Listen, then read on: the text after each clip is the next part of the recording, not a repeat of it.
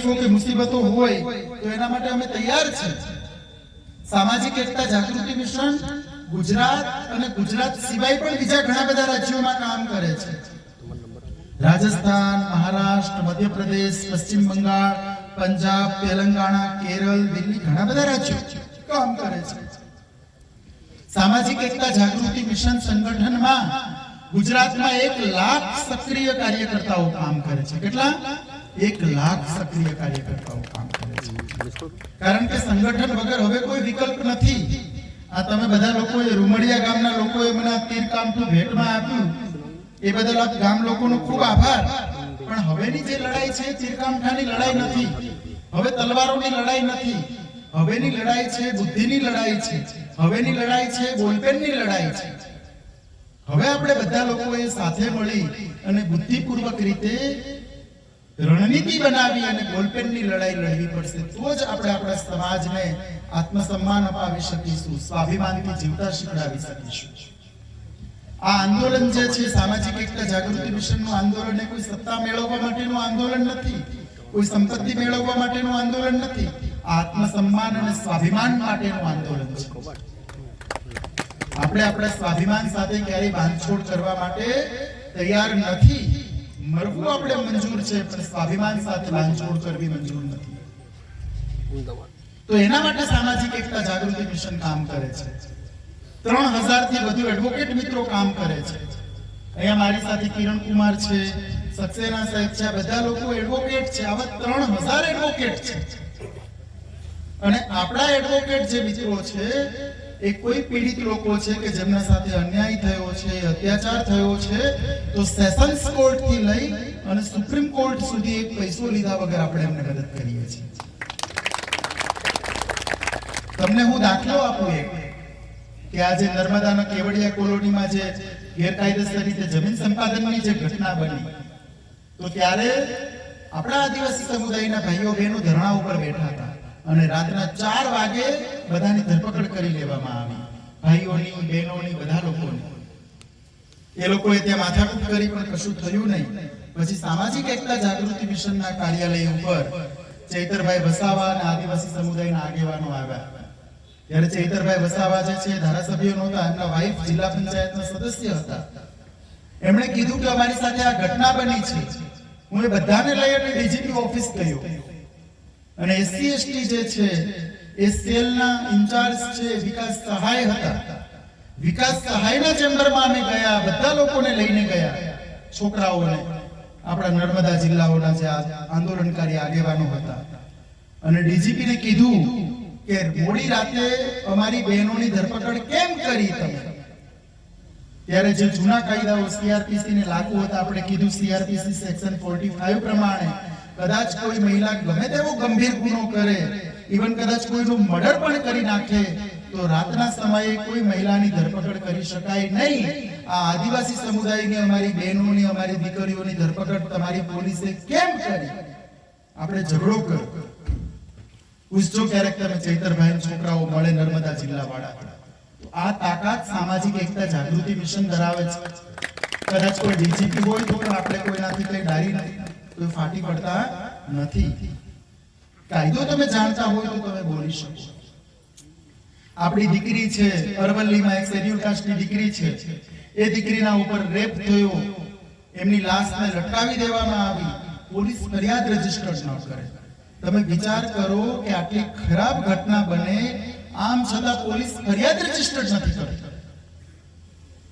કેમ ભાઈ ફરિયાદ રજીસ્ટર નથી કરતા? તમે તમારા બાપની પેઢી છે એટલે નથી રજીસ્ટર કરતા?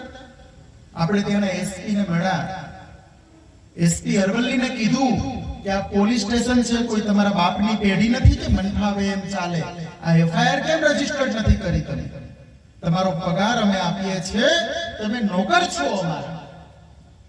તો આ તાકાત સામાજિક એકતા જાગૃતિ મિશનની છે। આ વસ્તુ તમે સંગઠનમાં જોડાશો તો તમે બોલી શકશો, તમે લડી શકશો, તમારા અધિકારો માટે અવાજ ઉઠાવી શકશો। આ બાબતે અમે તમને પ્રેરિત કરવા માટે આવ્યા છે કે તમે પોતે જે છે, તમારી અંદર ઘણી બધી મોટી શક્તિ છે, તમે બોલો, લડો, અવાજ ઉઠાવો, ચૂપ નહીં રહો। સહન કરવાનો હવે સમય પૂરો થયો। બાપ દાદાઓએ બિચારાએ બહુ સહન કર્યું, ખૂબ ગુલામી કરી. હવે ગુલામીનો સમય પૂરો થયો સમજો, હવે તો રાજ કરવાનો સમય આવ્યો છે. પણ આ રાજ ક્યારે કરી શકીશું આપણે? સૌથી પહેલા તો આપણે બધા લોકો શિક્ષિત બનીએ. આપણી પાસે કાયદાઓનું જ્ઞાન હોવું ખૂબ જરૂરી છે. આપણે યુદ્ધના મેદાનમાં લડવા જવું છે, બુઠ્ઠી તલવારથી લડવા જઈએ તો જીતી શકાય ખરું? તો આપણે શું કરવું જોઈએ? આપણા જે હથિયારો છે એને શાર્પ કરવા જોઈએ, ધારદાર બનાવવા જોઈએ. હવે અત્યારના લોકતાંત્રિક દેશમાં હથિયારો શું છે? કાયદાનું જ્ઞાન હોવું જોઈએ, તમારી પાસે નોલેજ હોવું જોઈએ. તમે કાયદો જાણતા હોય તો કદાચ કલેક્ટર હોય, એસપી હોય, ડીએફઓ હોય, ડીડીઓ હોય, આરોગ્ય અધિકારી હોય કે કોઈ પણ હોય, શિક્ષણ અધિકારી છે કે કેમ કોઈ ગમે તે નથી, એ તમારા સાથે શાંતિપૂર્વક વાત કરશે. ગ્રામ સભાના પરવાનગી વગર અધિકારીની કોઈ કેપેસિટી નથી કે તમારા ગામમાં ઇવન પ્રવેશ પણ કરે. આ તાકાત ગ્રામ સભા જોડે છે. પણ આપણે લોકો આપણો કાયદો જાણતા નથી. કાયદો નથી જાણતા એટલા માટે પેલા લોકો જે નોકર જે છે આપણા, એ માલિક બનીને બેઠા છે અને આપણે માલિક છીએ, આપણે હાથ જોડીને ઉભા રહીએ છીએ. તો આ વસ્તુ બદલાવાની હવે જરૂર છે. કદાચ તમને થોડું કડવું લાગતું હશે કે અમને કેમ બધું વધારે પડતું મેણા મારી રહ્યા છે, પણ કડવું ઓસડ આપણી સગીમાં પીવડાવે, બરાબર? બાકી તો હું અહીંયા તમારું બધાને બહુ વખાણ કરીને જતો રહું કે રૂમડિયાના લોકો તો ખૂબ બધા સારા અને રાઠવા લોકો બહુ સારા, તમારા બધાના વખાણ કરું, તમે તાલીઓ પાડીને આપણે છૂટા પડી જઈએ. તાલીઓ નહીં પાડો તો ચાલશે, પણ આપણે પરિવર્તન લાવવું છે. આવતી જિલ્લા પંચાયતની ચૂંટણી આવે તો ત્યાં રાઠવા જિલ્લા પંચાયતનો અધ્યક્ષ હોવો જોઈએ. તો આપણે માનીએ કે નહીં, ખરેખર પરિવર્તન આવે. હાઈકોર્ટ અને સુપ્રીમ કોર્ટની અંદર આદિવાસી જજોની જ્યારે નિમણૂક થાય તો આપણે માનીએ કે નહીં, અમારી મહેનત છે રંગ લાગી. જયપાલસિંહ મુંડા સાહેબને ભારત રત્ન મળે તો આપણે લાગે કે નહીં ભાઈ, અમે દિવસ રાત જે ઉજાગરા કરીએ છીએ એ મહેનત છે એને રંગ લાવી છે. આ એક માણસથી શક્ય નથી. આના માટે આપણે બધા લોકોએ સાથે મળીને કામ કરવાનું છે, તો આ શક્ય બને.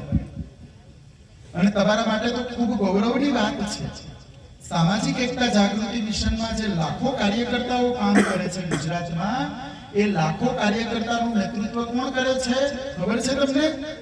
આ લાખો કાર્યકર્તાનું નેતૃત્વ, બહેનો હું તમને કહું છું, આ લાખો કાર્યકર્તાનું નેતૃત્વ એ આપણા છોટાઉદેપુરની દીકરી મેઘનાબેન રાઠવા કરે છે. તમે વિચાર કરો કે આપણા આદિવાસી સમુદાયની દીકરીના નેતૃત્વમાં આખું ગુજરાત કામ કરે છે. તો આપણે આપણી બેન છે, આપણી દીકરી છે, એમને સપોર્ટ કરવો જોઈએ કે ન કરવો જોઈએ? એમના નેતૃત્વમાં આપણે ટીમ તૈયાર કરવી જોઈએ કે ન કરવી જોઈએ?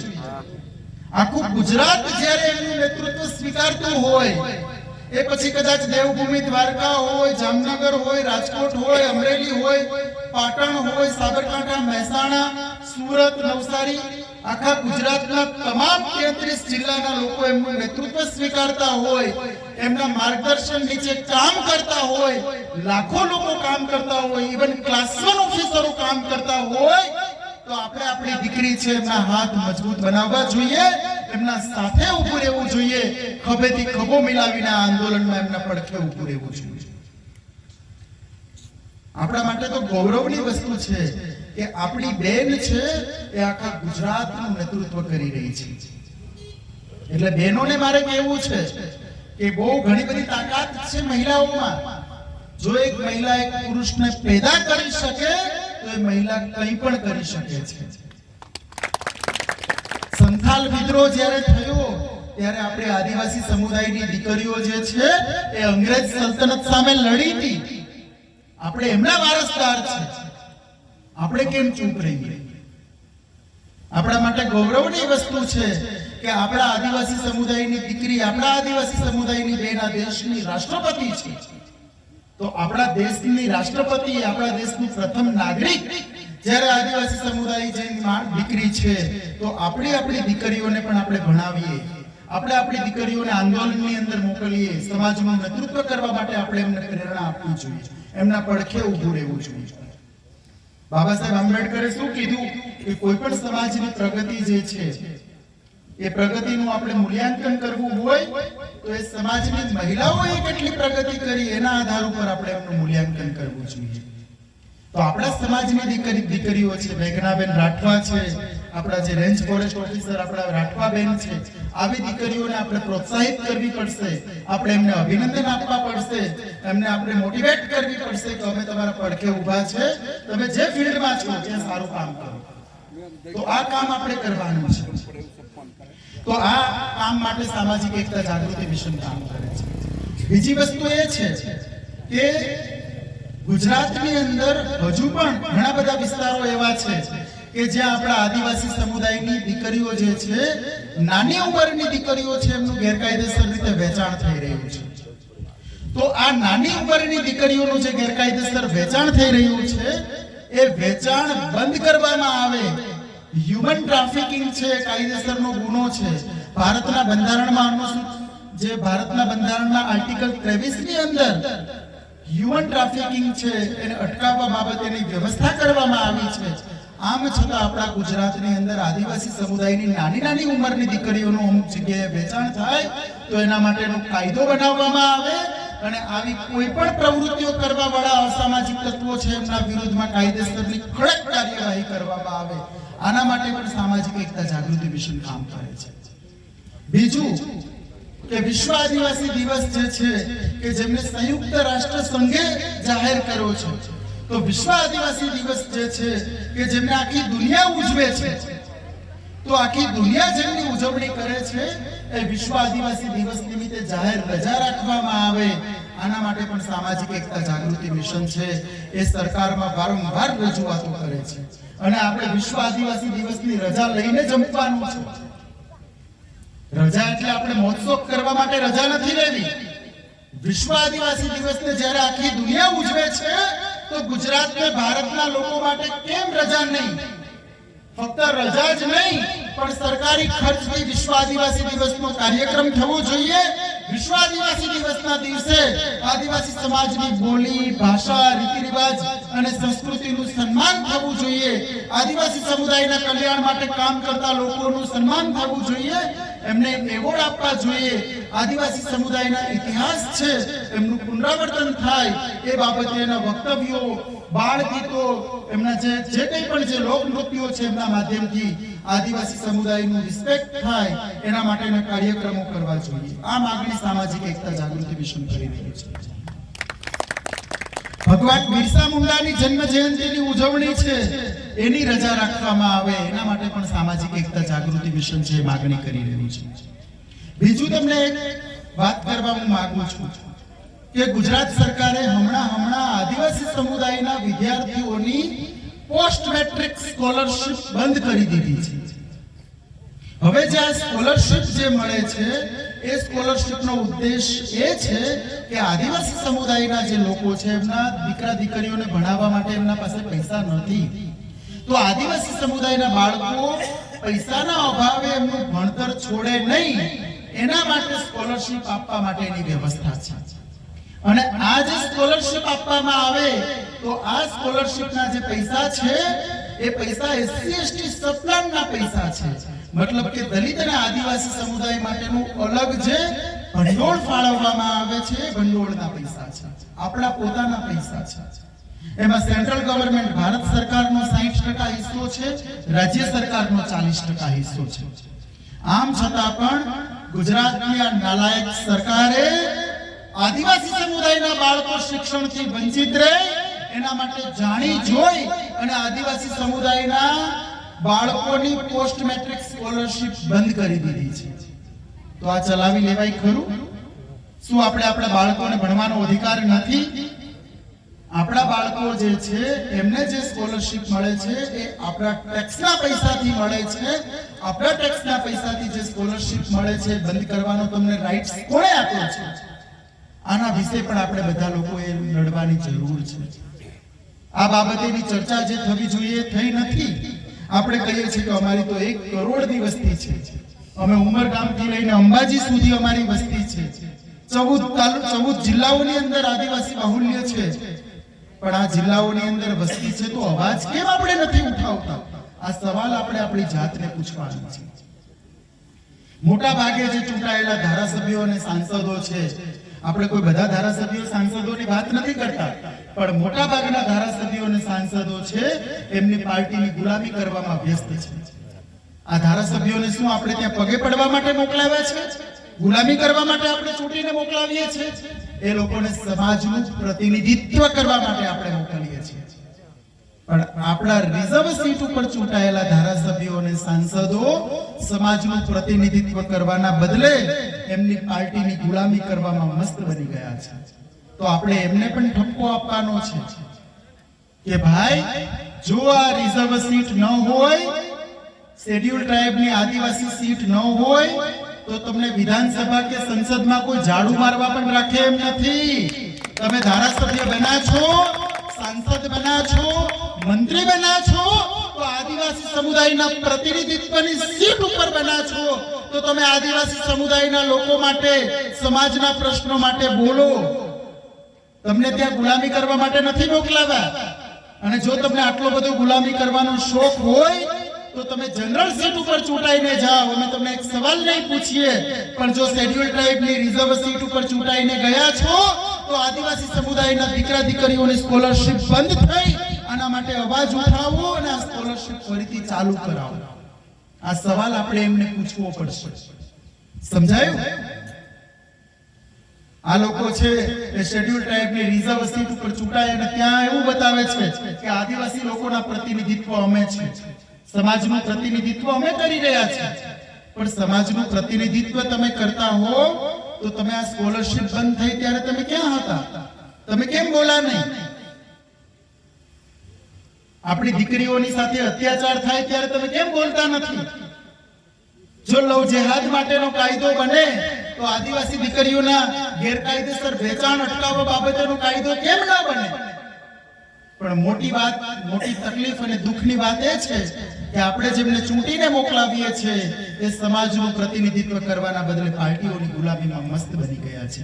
આના માટે પણ આપણે આ ચિંતન મનન અને આ બાબતે શું કહેવાય કે સમજવાની જરૂર છે. તો બસ વધારે તમારો હું સમય નહીં લઉં, પણ મૂળ વાત એટલી છે કે આપણે સામાજિક એકતા જાગૃતિ મિશનને અહીંયા મજબૂત બનાવવાનું છે.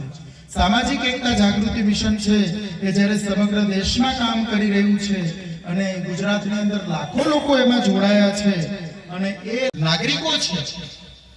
આ દેશ જે છે એ આપણા ટેક્સના પૈસાથી ચાલે છે. રાષ્ટ્રપતિ, વડાપ્રધાન, મંત્રીઓ, મુખ્યમંત્રીઓ એ બધાનો પગાર આપણે ચૂકવીએ છીએ. આપણા દેશના માલિક છે, તો પછી દેશની સુપ્રીમ કોર્ટ ઉપર આપણો માણસ કેમ નહીં? આપણા માણસને ભારત રત્ન કેમ નહીં? આ સવાલ થવો જોઈએ કે ન થવો જોઈએ? થવો જોઈએ ને. તો આ સવાલ સામાજિક એકતા જાગૃતિ મિશન ભારતના 6 લાખ ગામડાઓના લોકોને પૂછી રહ્યું છે.